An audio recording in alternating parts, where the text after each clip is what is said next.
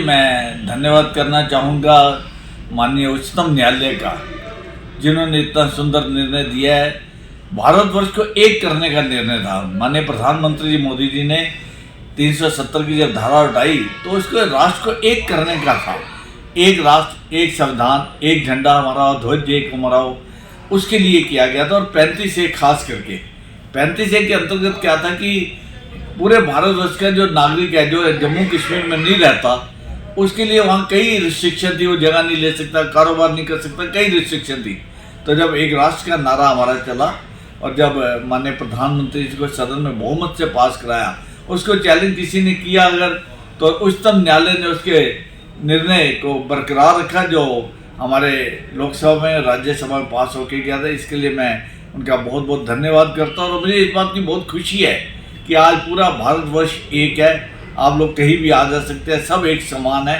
ये हमारा उद्देश्य है। तो कल अगर आपने माननीय हमारे गृह मंत्री अमित शाह जी का सुना हो, लोकसभा में कई वारदात होती है कभी वहाँ पे।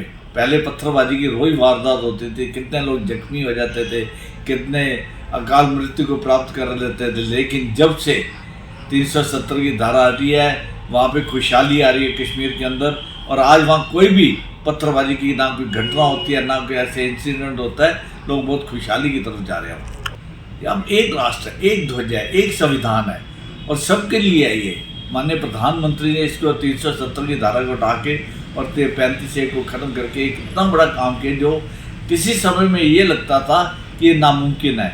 लेकिन फिर हम तो यही कहेंगे, मोदी है तो मुमकिन है। करके दिखाए, जो कहते हैं वो करके दिखाए। मैं धन्यवाद करना चाहूँगा माननीय उच्चतम न्यायालय का, जिन्होंने इतना सुंदर निर्णय दिया है।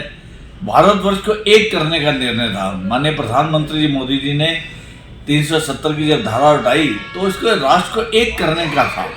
एक राष्ट्र, एक संविधान, एक झंडा हमारा हो, ध्वज एक हमारा हो, उसके लिए किया गया था। और 35A खास करके 35A के अंतर्गत क्या था कि पूरे भारतवर्ष का जो नागरिक है, जो जम्मू कश्मीर में नहीं रहता, उसके लिए वहाँ कई रिस्ट्रिक्शन थी। वो जगह नहीं ले सकता, कारोबार नहीं कर सकता, कई रिस्ट्रिक्शन थी।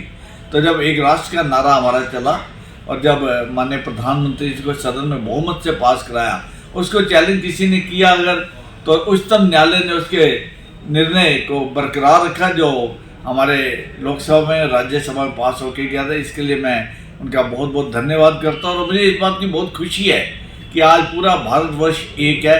आप लोग कहीं भी आ जा सकते हैं, सब एक समान है। ये हमारा उद्देश्य है। तो कल अगर आपने माननीय हमारे गृह मंत्री अमित शाह जी का सुना हो, लोकसभा में कई वारदात होती है कभी वहाँ पे। पहले पत्थरबाजी की रोज वारदात होती थी, कितने लोग जख्मी हो जाते थे, कितने अकाल मृत्यु को प्राप्त कर लेते थे। लेकिन जब से 370 की धारा आ रही है, वहाँ पे खुशहाली आ रही है कश्मीर के अंदर। और आज वहाँ कोई भी पत्थरबाजी की ना कोई घटना होती है, ना कोई ऐसे इंसिडेंट होता है। लोग बहुत खुशहाली की तरफ जा रहे हैं।